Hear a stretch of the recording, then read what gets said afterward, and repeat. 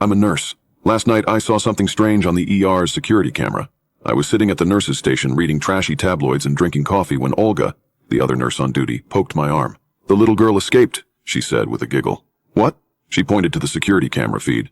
Little Madeline was standing in the hallway, her image grainy and pixelated. We'd admitted Madeline at 8:23 p.m. A little girl, no more than 6, her face covered in blood. She'd taken a nasty fall down the stairs. Dr. Thompson was worried she might develop a subdural hematoma, so we were keeping her for overnight. Oh, no. She shouldn't be up.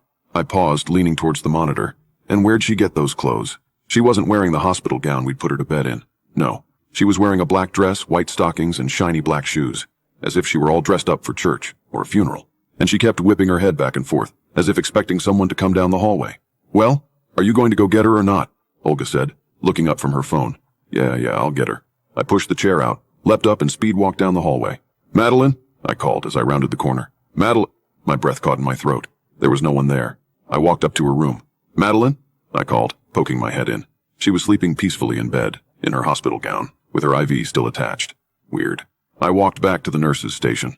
I couldn't help feeling a bit unsettled. I know kids sometimes do freaky shit, but there's no way a 6-year-old could reattach an IV. I plopped back down at the nurse's station. Olga raised her eyebrows at me. You found her? Yeah. She's sleeping in her room. I leaned towards her and lowered my voice. This is going to sound really weird, but I don't think she ever got out of bed. Ooh, spooky, she said with a grin. Maybe she's possessed by that slime thing you wouldn't shut up about last week. Back to texting. I narrowed my eyes at her. That's not something to joke about. Oh, really? What are you going to do, murder me? She held up her hands in front of her. I'm so scared. I rolled my eyes and turned back to reading about the half-mermaid that apparently washed up on the shores of Lake Erie. Psh, I can't believe people actually believe this stuff, I thought. It was 3:40 a.m. when it happened again. I happened to look up at the hallway and the security monitor caught my eye. Madeline was standing just outside her door, in her dress and stockings, except she looked scared this time. Look, it's Madeline again, I said, poking Olga. As I said it, one of the lights flickered out at the far end of the hallway. The video feed grew darker. Olga looked up from her texting. Who was she even texting after 3 a.m.? And followed my gaze. Oh, it's the little demon girl again.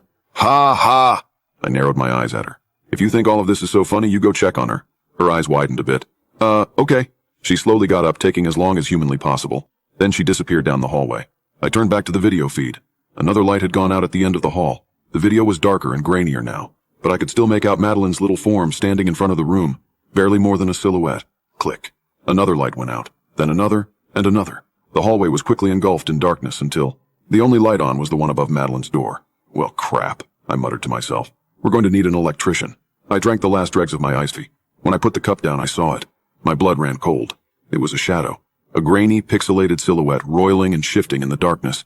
At first I thought it was Olga, coming from the other end of the hall. It wasn't. It was too tall, stretching from the ceiling to the floor. Too thin. No offense, Olga. I leaned into the monitor. What the hell? The shadow got darker, larger. It slowly bled out of the darkness and into the light of the hall, right next to Madeline. It was so dark and subtle I thought it might be just some trick of the camera, some error of the low light. But Madeline saw it too, because she was backing away, stretching her arms over the open hospital room door, shaking her head violently. The shadow advanced. Beep, beep, beep. My eyes snapped away from the security system to the nurse's console. No, Madeline's vitals were plummeting. Her heart rate, blood pressure. I shot up and sprinted down the hallway. Olga had just gotten there, her hand on the doorknob. Half the hallway was dark, just like in the feed, but no tall shadow like I'd seen, no Madeline standing in the hallway. Call Dr. Thompson! I screamed. She's in trouble! I flew past her into the room. Madeline lay still and motionless on the bed. Her heart had stopped. I ran over, started CPR.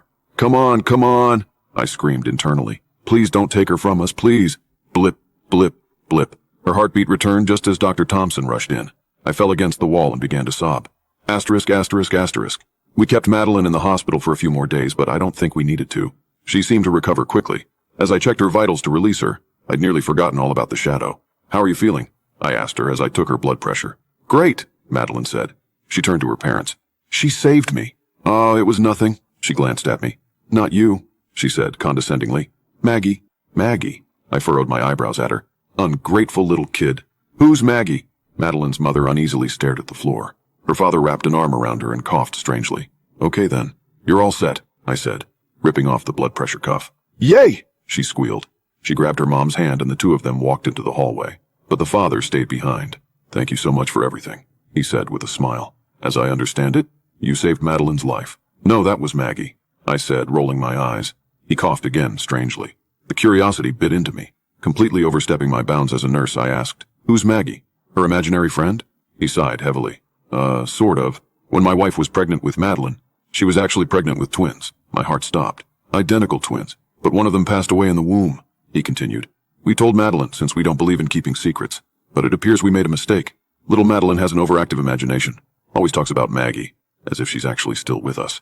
He coughed again, strangely, and I realized it was to stop an impending sob. He reached out to shake my hand. "Thank you so much again." He turned and followed his family down the hallway. But all I could think about was the little girl, who looked exactly like Madeline standing outside her door, protecting her.